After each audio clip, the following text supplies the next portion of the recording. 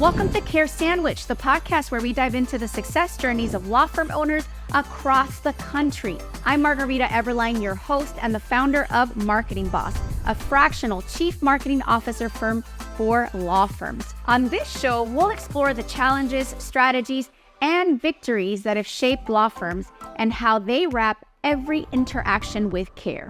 Because we believe that caring isn't just a value, it's a strategy for success. So grab your favorite sandwich, sit back, and let's dig into a conversation filled with insight, inspiration, and of course, a lot of care.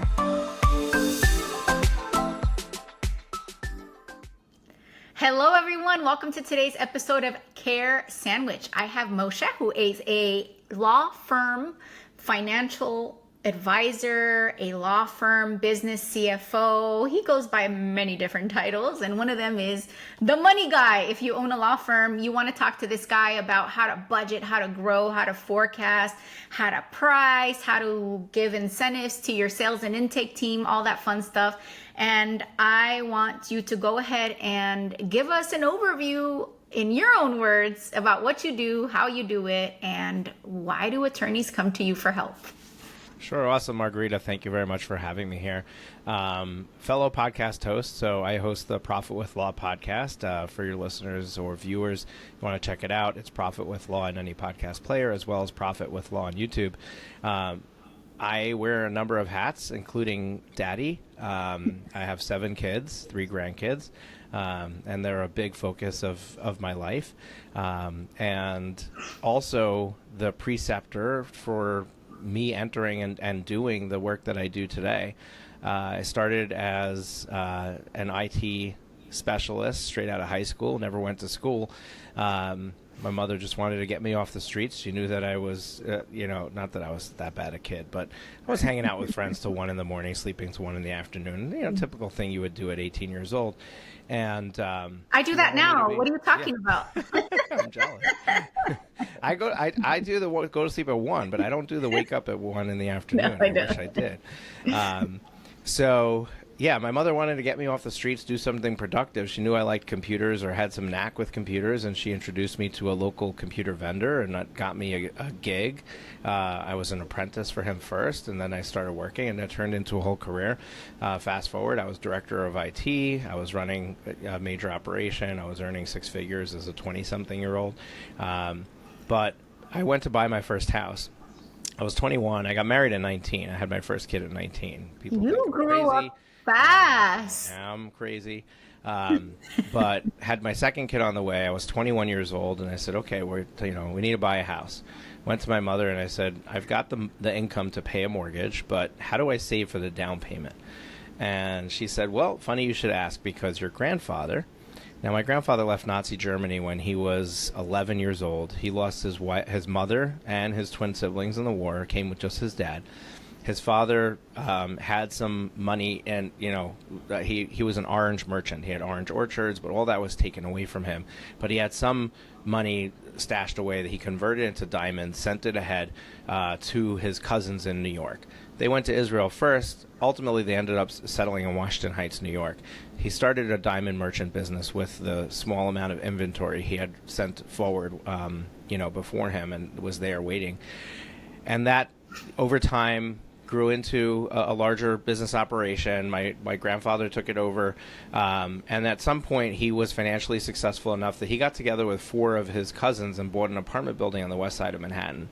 Fast forward many years later, and they started to turn that building into a co-op and started selling off the units.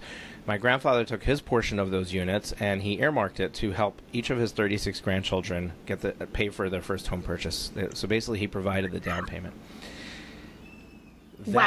That gift that I got from my grandfather, which wasn't huge, it was $20,000 to $40,000, somewhere in that range. I don't remember the exact dollar amount. That gift allowed me to become a homeowner at 21. What that allowed me to do is then start saving for retirement in my 20s. What it allowed me to do is to build a asset that was gaining value in my 20s. When I went through my divorce 6 years later, I had that asset to sell, which then fully funded my 3 older kids' college funds. And so it's basically this like perpetual thing that kept paying for things and doing things for me with this little gift that I got up front. And what I realized is that impacted me so much. So when I started to think about, like, what is it that I want to do when I grow up? What is it I want to be known for? I said, I want to help people to create this generational wealth that they can impact their generations, kind of like my grandfather did for me. And that really started me on this trajectory of how do I help people with making money? And, I think I should help them with growing their business. And I went back to school as an adult. I was a single dad. I was working 2 full-time jobs, and I became a full-time student at the same time.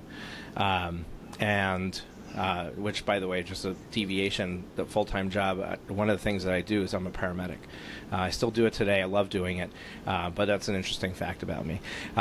So working 2 jobs, went to school, got my undergrad in accounting, ended up getting my MBA, sat for the CPA exams, and then decided to start my own business. Back in 2014 is when I first started, and I was moonlighting with my business growth because I still had a family to feed. So I was still working in IT during the day. It wasn't until 3 years later, 2017, when I realized that I was losing more clients than I was getting because I just couldn't keep up and serve them working in the evenings, that I finally said, okay, quitting my job and going into this full time. And since then, it's been a journey of who do I serve and how do I serve them and what do they need so that I can actually help them to perpetuate this mission that I'm on, which is really just throw off a ton of cash from your business and do smart things with it. And that's where I am today. Back in 2018, I got my first law firm as a client. They referred me 4 others, and I realized that 4 out of 5 had the same problem, and they were literally moving money from their personal account to their business account to cover payroll, cover rent. And I said, oh, here's an opportunity for me to focus on one industry, one niche, and really hone in on them and help them. And that's when the Profit with Law podcast was started. March of 2019, we started the podcast. December of 2019, we started the Law Firm Growth Summit. It's an online virtual conference. We have our 6th event coming up next February. And it's awesome. We bring 50 plus speakers to the virtual stage. We have over 2,000 law firm owners join us. And it's just a great place of 3 days of just a ton of information for you to be able to grow your practice. But my business morphed into basically this 3-legged stool of supporting people, where we have a coaching program for smaller clients, we have fractional CFO services for larger clients, and then we have the tax piece of it, where we do tax planning. We're not your typical file your taxes at the year-end engagement. We help our clients throughout the year make really smart decisions so that their tax bill is as low as possible. One of the things that a lot of people didn't like or people focused in on when President Donald Trump ran for his first term, as he stood up there on the debate stage and he said, you know why I pay $0 in taxes? Because I'm smart. And take that with whatever grain of salt that you want or however you want to take that to mean, but he's right? Like, surround yourself with smart people who can help you make smart decisions with taxes, and your tax bill can be extremely lower than it is. And this is less of an issue for people who are not making a ton of money. But as you start to grow your business, you do the things that we do. We help you throw off a ton of cash. Guess what's going to happen?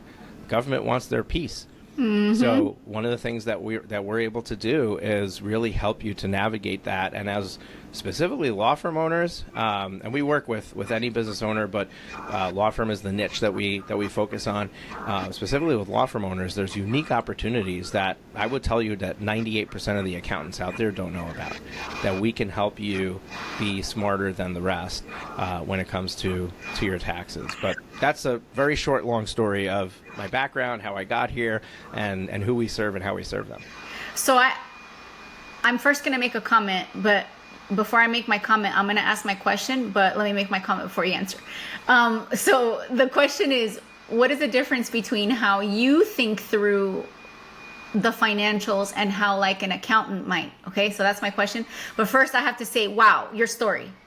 Like, what a beautiful story. The foundation of your business is this wonderful generational legacy. And I find that to be so touching. I think this is the first time that you shared it with me. So I was like, wow. And I can relate not from the financial standpoint, but like, my grandmother was a big influence in my life and the way that I have structured my business. She was this amazing, like, overcame whatever hustle, like, widow of like 11 children, and like sold chickens and just made it work. And a prayer warrior. And I see that her fingerprints in my business. So like, I just have to say, like, wow, how beautiful it is to hear that story. Thank you for sharing. And what an honor it is for your clients, I'm sure, to know that this isn't just about a business. It's a legacy that's almost in your DNA. So I just think that's beautiful. And I wanted to make that comment. Now, back to my question. I love that, and we'll get to your question in a moment, but just to amplify that. So first of all, our mission statement is to empower all people with wealth creation so that this and future generations can lead a better life. And it means different things to different people, right? Like Warren Buffett is going to leave, billions of dollars to charity. Like that's how he's going to leave his legacy. I'm sure he's leaving a legacy for his family too. But it doesn't have to be children and grandchildren. Like there's a lot of people out there who are like, okay, that's not important to me, or I don't have the children or grandchildren. But there is something, and this is the other part of it. I went through this exercise. So there's a book that I give to all of my elite clients when they become clients, and I went through this book myself, and it's by Michael Hyatt and Daniel Harkavy, and it's called Living Forward. And this book is all about creating a plan for your life, and it focuses on the different domains of life. So one of the exercises that they have you do is they have you write your own eulogy. Now, when you write your own eulogy, you really have to think about, like, what is it that I want to be known for? Like, and when I went through this, I realized that's when I had this big epiphany. I was in IT, and I was resurrecting servers in the middle of the night after ransomware attacks, right? That was my big claim to fame. And I was like, I don't want them talking about that at my funeral. Like, that's a big deal, though. I just had a client hit by that Medusa virus. I'm just saying, like, that's a big deal. But I hear you. I mean, look, I'm a paramedic. I see death all the time. I see that life is short. You may not have the time to carry out your perfectly executed plan, right? So what are you doing today to leave your impact? But we're all, I mean, look, if we're talking about attorneys, every attorney, like, you're on a mission, right? Every attorney is impacting the world through their law firm. But then I ask the simple question of, like, if that's your lasting impact, do you want to do it, like, based on how many people you personally can serve, or do you want to have a bunch of attorneys serving a bunch of people, right? Like, how far do you want to amplify the amount that you are serving the community or the world with the stuff that you're doing? So it's more than just the money that you make, but it's also the impact you can leave and the size of that impact and how amplified it can be. And I think that's really important for everyone to get clear about, because maybe some people shouldn't be running a law firm, right? And some people should be doing something else, but some people should be doing that, but in a different way. And to answer your question about how I see things different than an accountant, there's a few things that I do that I think are unique, not necessarily unique in the marketplace, but unique from the numbers or financial perspective. Number one is begin with the end in mind. Accountants are typically looking at how you did and judging you from your past, right? I don't actually care about your past. What you've done before, that's a series of lessons learned and things like that, but what's possible for you tomorrow has nothing to do with what you already did. I love that. And everything to do with what you want to do. So the first place that I go with any client in any type of engagement is, what is it that you're really trying to create? And what does that look like just 12 months from now? And if we paint that picture and figure out what that needs to look like, and then actually put that into, now this is where the accountant in me comes out, we put that into numbers, and we make sure that you're running at a 30-40% profit margin in this fictitious future picture.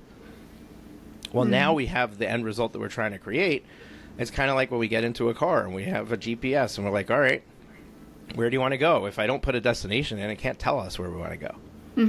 If I don't know where I'm starting, it can't tell us the route from point A to point B. So we need to know where we are now. We need to know where we're going. And then we've got this ability to be able to draw a straight line. We can see the fastest path to get there. So give me a case study, like, and you don't have to go into personal details, but like, share a story of transformation with a law firm owner where you applied this approach, this way of looking at things to their firm, and what did you help them accomplish? Like, what was their goal?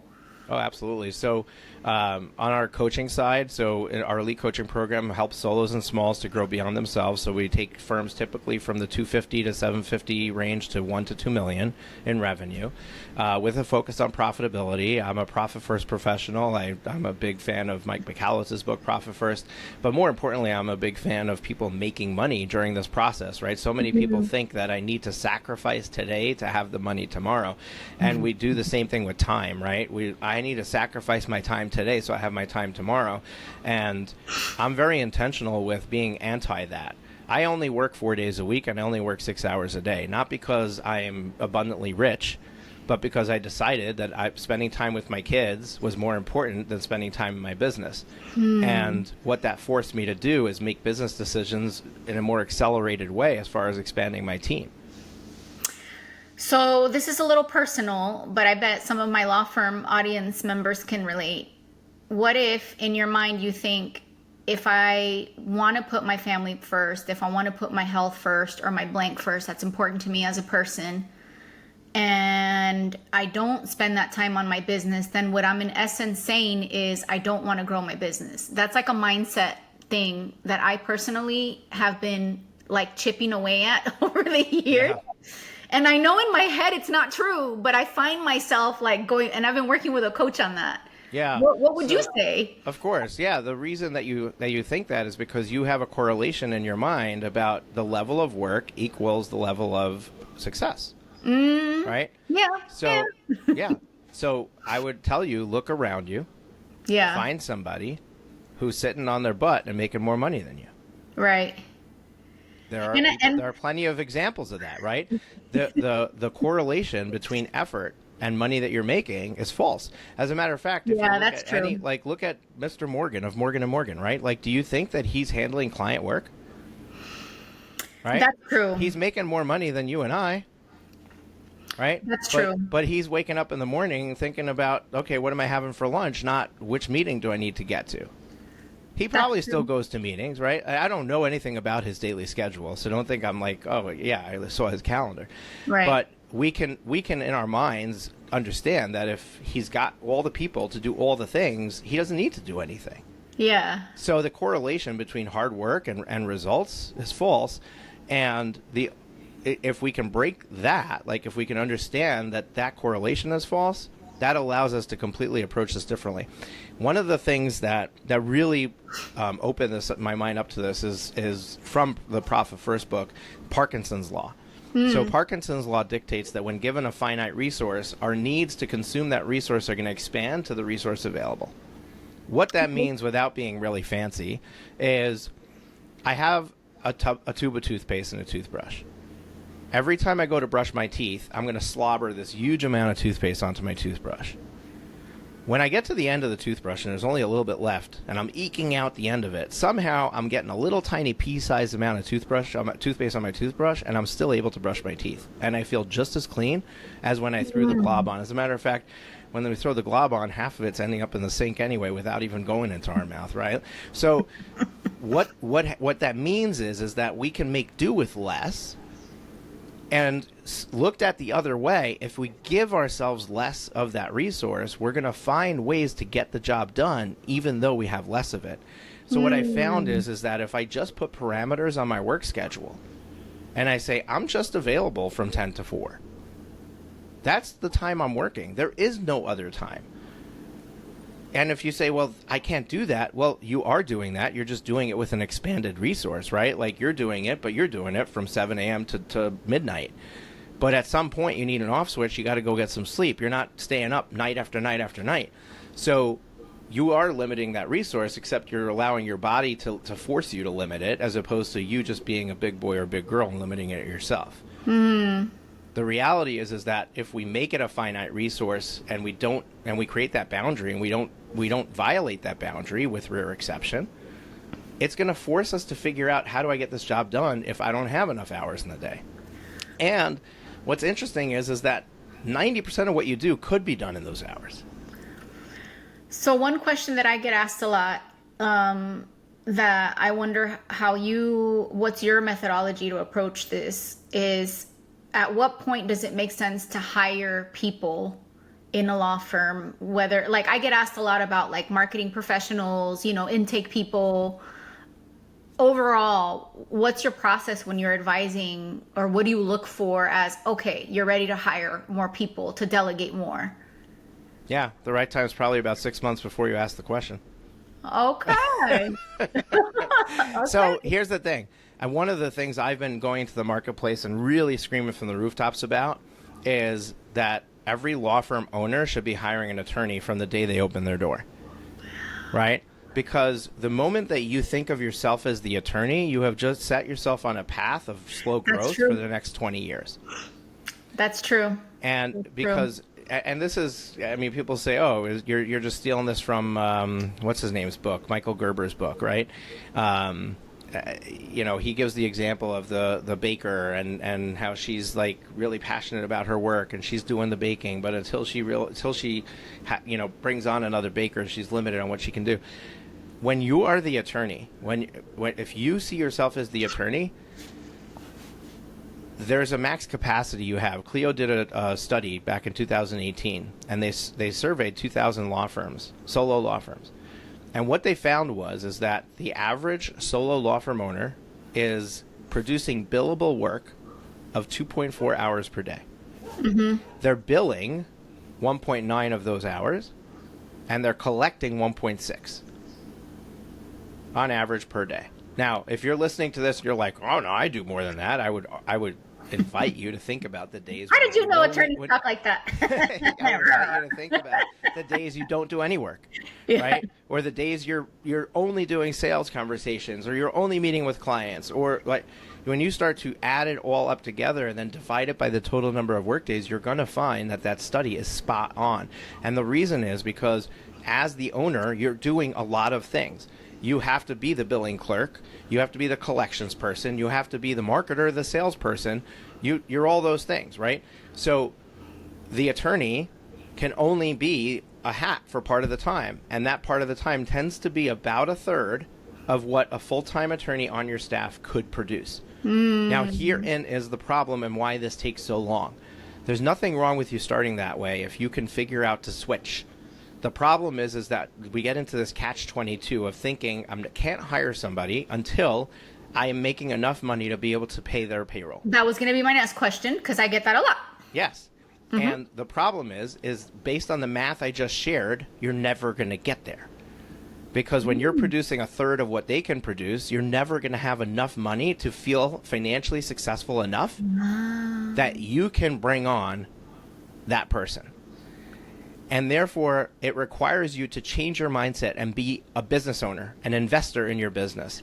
And an investor understands that I make the investment first, and then I reap the rewards of that investment later. That's true. Just like in the stock market, I can't say, okay, I'm going to take the appreciation of Apple stock for the next 12 months, and at the end of it, I'm going to buy it. Right? You got to buy the shares, and then 12 months later, you can sell it and reap the rewards of what where those shares went. Yeah. When I hire an attorney, I need to invest $10,000, $15,000 a month in their salary, and then 3 months later, I'm producing $45,000 more in revenue because of the capacity they just gave me, and now I can pay back my investment. Okay. With marketing, I need to invest $10,000 in marketing so I can get $100,000 in revenue out of it. Yeah.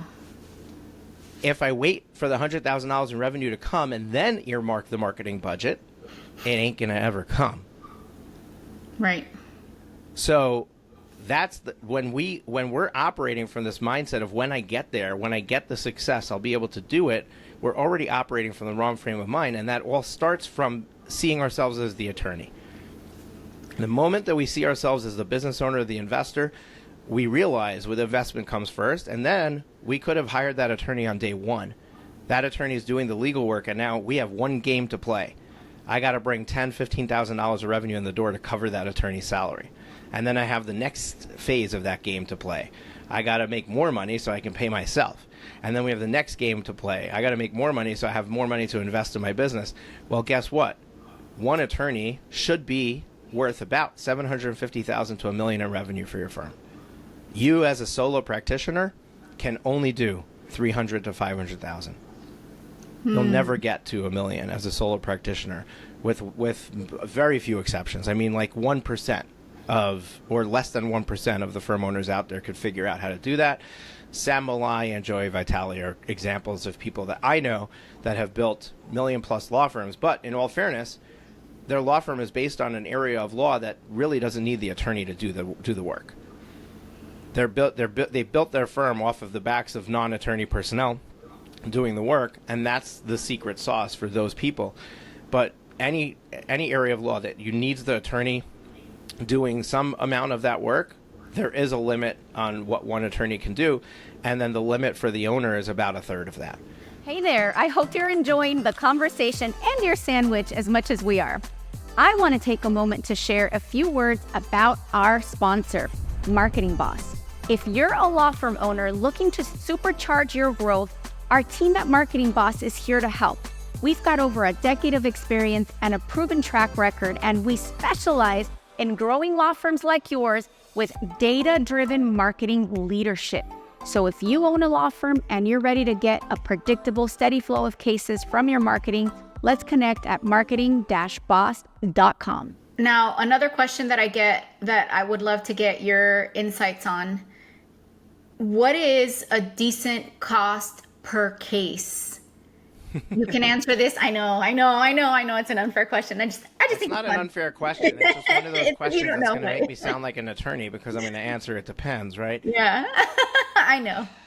But let's play a little. Let's explore. Right. What are Here's some the thing, scenarios? and this will really help our audience wrap their head around it, because it's different for every practice area. Yes, absolutely. And the reason it's different for every practice area is because every business model has different things it allows.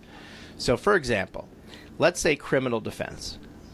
Criminal defense is a very high-touch practice area. The attorney does 75% or 80% of the work. 20% is done by support staff, whatever, preparing motions and responses. But most of the work's happening in the courtroom, right? Because of that high-touch volume of the attorney is going to have a much lower capacity as far as how much revenue they can generate. And therefore, there's more inputs of the revenue. So every dollar that comes in, maybe 50 cents of that dollar is going to actually delivering legal services. Okay. If I want to make a 40% profit margin, that only leaves 10% for my marketing, my overhead, and everything else. Right? So it becomes very difficult to invest a lot of money in marketing in that scenario. Let's take estate planning. Estate planning, every estate plan with a trust takes maybe 2 hours of an attorney's time. Now, we're going to have listeners who are going to throw their beer at the wall and shatter the glass because they're like, what are you talking about? I spend 10 hours. Yeah, but you don't have a drafting paralegal. You don't have somebody collecting the documents from your clients. You're doing it all. So, of course, it takes you 10 hours. But if we really think about the things that the attorney has to do, the attorney does not have to be there for the sales conversation. The attorney does not have to be there for the signing. The attorney needs to just review the file, review the draft, make sure it's good. That's fair. Yeah. Right? So the attorney only, like in a most efficient run firm, the attorney spends 2 hours on an estate plan. If we say that means they could do 3 estate plans a day, I'm going to do math live here on the show, right? 3 estate plans a day, 5 days a week, 48 weeks a year. Okay? That's 720 estate plans. At $4,000 an estate plan, that's, guess what, $2.8 million in revenue. Now, every estate planning attorney out there, if I said an estate planning attorney should be able to bring in $2 to $3 million in revenue, would say, you're on drugs. The reality is I'm not. And if you run your firm efficiently and figure out how to bring these clients in and have other people doing the lower level tasks that don't require an attorney, you absolutely can. And this is where we get to unlock way more marketing spend for somebody who's doing estate planning versus somebody who's doing criminal defense. Because if, let's say the support staff costs just as much as the attorney. So we're bringing in $2.5 million in revenue, but we're paying $250 for an attorney. We're paying $250 for support staff. $500,000. That's 20% of $2.5 million. That allows us to allocate 15% to overhead, and still have how much left? So we're at 35. We want to have 40% profit margin, 25% to marketing. So my answer to you is it depends on not just the practice area, but how efficiently the firm is running and whether it's set up for this kind of success. Most firms that are approaching this problem are not. And therefore, they're not set up to spend 25% on marketing. The problem is that the smaller you are, the more percentage you're probably spending on marketing to try to get that phone to ring. And that's why so many firms struggle with profitability in the early stages of growth. And my argument or statement to you is find cheaper ways to bring in clients, right? Like it doesn't, we all want to go into Google and spend money to bring it in. And I believe that is the low-hanging fruit. However, it comes with a price tag. And the bigger boys have much more money to spend, and girls, they have much more money to spend, and they are going to outbid you and outperform you at every step of the way. So where can you put your effort, say in estate planning, right? Like, what can you do? Well, you can go and make relationships with financial planners and hold workshops and do something that costs you a lot less to really build up that client base so that you have the war chest of money to spend on digital marketing. But digital marketing is not the answer for most of the brand new fledglings, really small attorneys, law firms going just from solo and beyond. Now, GLSAs is an exception. You're paying per lead. Like if you can get Google to send you traffic, great. But you still need to convert it, right? You have to have a good sales process. And we can go into all kinds of directions with this, right? Yeah. But that's where our secret sauce is get really, really good on how you measure this. Yeah. Because that will tell you a story. We just had a meeting with one of our fractional CFO clients today. And they're doing estate planning. They're building. They're trying to get to $300,000+ a month in estate planning revenue. Okay, so they're not a small operation. They're very serious. And we looked at 4 things: show up rate from their advertisement to the workshop. It's an in-person workshop. Performance conversion from the workshop to their next step, which is a strategy session for them. Conversion from the strategy session. Like show up rate to the strategy session, and then conversion into a client. So 4 junctures that we had data, metrics of how it's performing. They wanted to go in one direction with what they wanted to tweak in this process to try to improve results. I said, 1 second, let's let the numbers tell the story. Let's take the same 1,000 number of people coming in or 500 people coming in, and let's just see if we are able to increase each of these rates, what happens? And what ended up happening is the biggest opportunity you would think was the close rate at the sales conversation, or maybe the show up rate to the initial, the show up rate to the initial meeting. Or guess what? They thought it was the conversion rate in the meeting, like getting more people in the meeting to actually book the next session. Because that's where they're seeing people, and they're seeing less than half the room is converted. When we put the numbers in, the real opportunity that was going to give them the biggest jump in revenue was getting people to show up, from booking to go there to actually show up and be there. And the second best opportunity was the conversions on the sales conversation. And now if we marry those two together, improving those two, not major improvements, just significant enough, it has a value for them of $200,000 in revenue a month.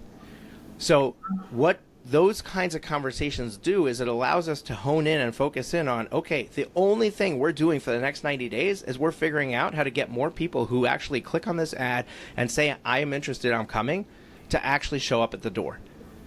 They have a great process right now. They've got phone calls and texts and email follow-up, right? Well, guess what? We're going to have another session, and we're going to brainstorm what else they can do, like snail mail, video mailers, somebody showing up at their house in a clown suit, whatever. We're going to come up with ideas. A welcome gift. Yeah. And we're going to pick the top 4 ideas, and we're going to test each one for 3 weeks. And for the next 90 days, we're going to figure out how to solve this problem. that's the problem. Like, if we had to put it in a nutshell, that is the challenge most business owners face, is they don't have that level of commitment and what the next thing is they need to focus on, and then that level of focused intensity to actually solve it. Right. I love that. That warms my heart, because I can relate to the process of, before we throw more money at something, how can we improve what we're already doing? And I know sometimes I annoy my clients with that. Like yesterday, I was meeting with a client and he's like, I want to do billboards and I want to do this. And I'm like, whoa, whoa, whoa, whoa. Like, who's going to answer the phone? What's going to happen when we get 20 more phone calls and there's no one here, like, to answer the phone? Like, we can't do this right now. Like, let's first address that. And it's like, you know, and I say I annoy because they want it to be easy. Like, they want to just throw more money at something and fill the funnel, like, with more people, but that's not always the answer. And it can get expensive and very wasteful, you know, to use your metaphor of the toothpaste. We waste a lot of toothpaste on vanity marketing and even Google. I agree. Google is a great way to get the phone to ring, but you have to have the infrastructure to really flip those leads. And you will eventually hit a ceiling because of competition and also brand recognition, right? Morgan & Morgan in the PI space is constantly branding.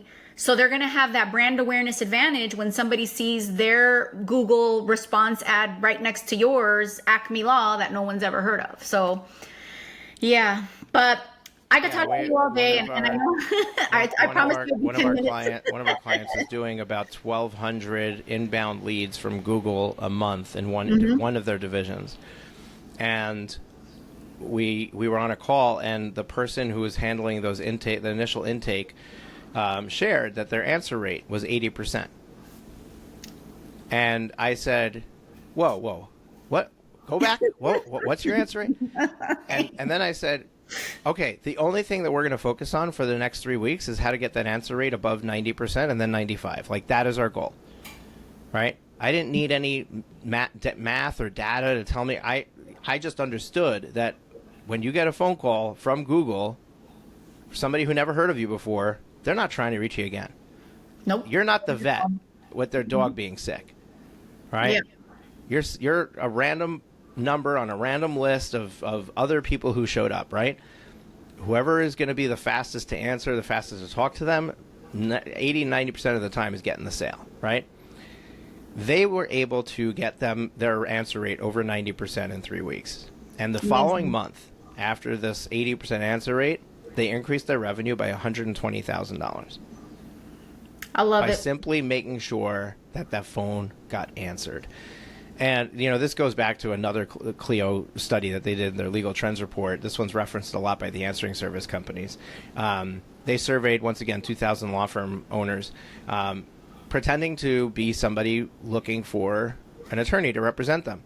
What they found is that 66%, 2/3 of the firms they called either did not answer the phone the first time, did not call back a voicemail that was left, or did not return a call after the first conversation. So that means that if you simply answer the phone and talk to somebody and follow up with them, you're in the top 1/3 of law firms. Right? Wow.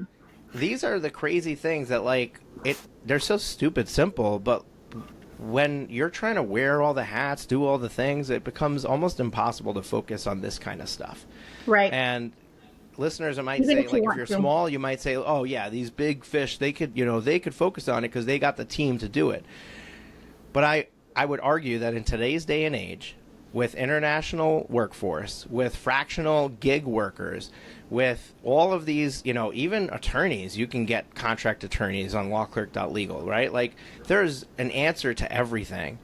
You do not need to expand with full-time staff members to solve the problem. I love the book Who Not How, but even more, the same author, so Benjamin Hardy writing for Dan Sullivan. I like 10X is easier than 2X. Love that book. I referenced it a bunch in my last Law Firm Growth Summit. I gave it as a gift to everybody who bought a VIP pass there. That is an awesome read, awesome book. But the premise of it is basically, if you make your goal big enough, there's only going to be one or two ways to get there. When we try to get incremental success, we try to grow slowly into the next step. There's 7,000 ways to get there, and it creates a ton of confusion about what you should be doing. And what ends up happening is we're just treading water. We're just trying to stay on this small positive trajectory. And what I invite our listeners to do is to think bigger, right? If you try to go from 100,000 to 1,000,000 instead of 100,000 to 200,000, the path to there is going to be so much easier, right? Like, at 1,000,000 you need an attorney.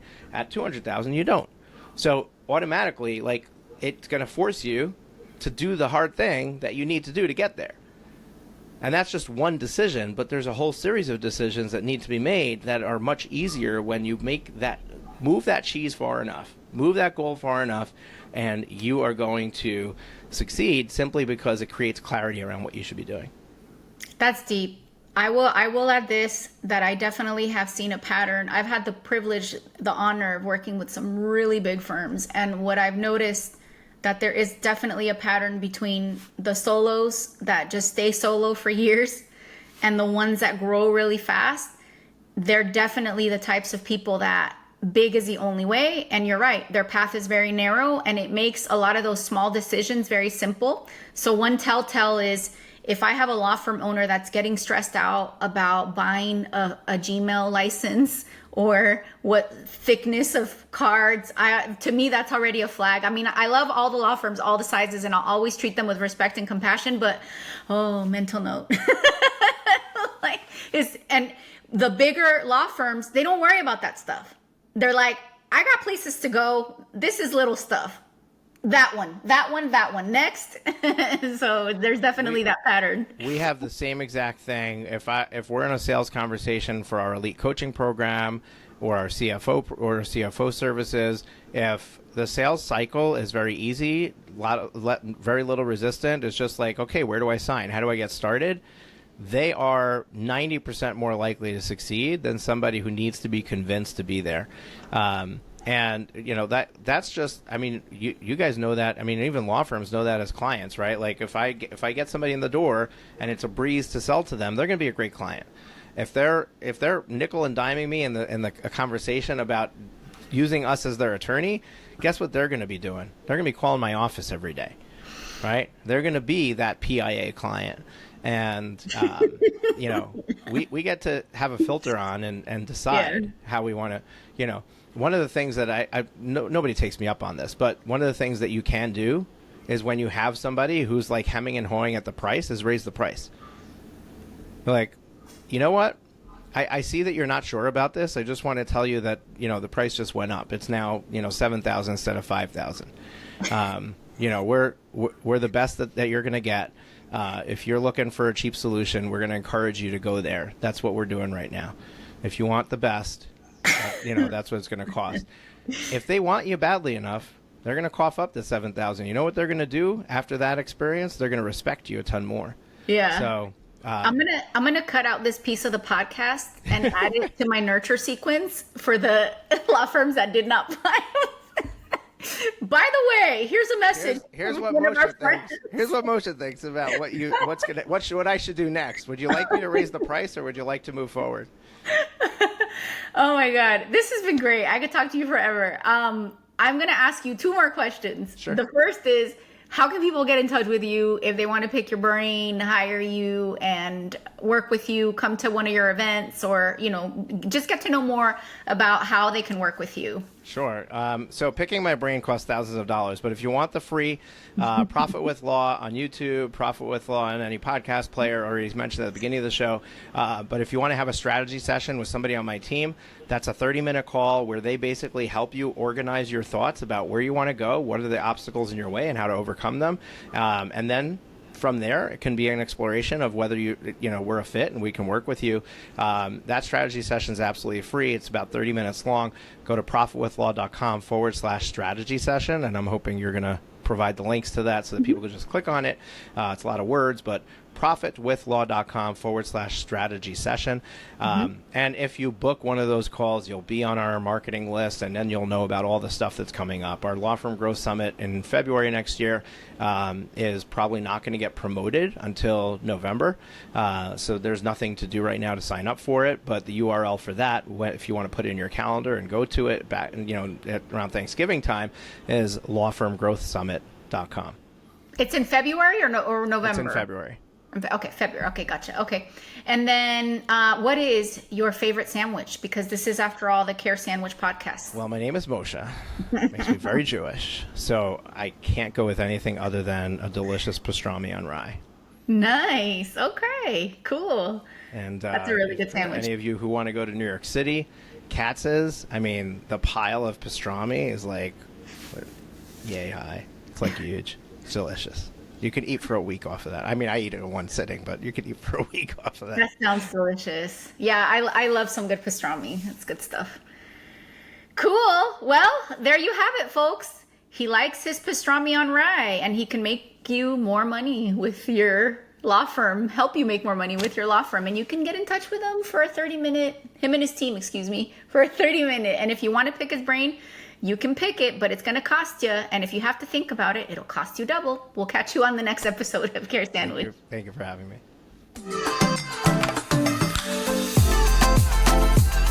Thank you for joining us on this episode of Care Sandwich. Remember, the way we care for our clients, our teams, and ourselves can make all the difference in our success.